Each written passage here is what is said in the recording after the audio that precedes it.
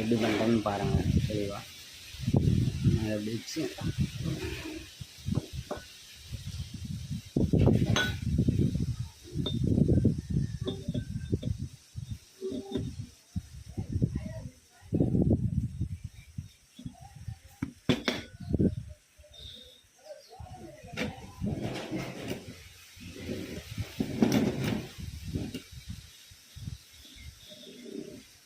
வந்து வாசல்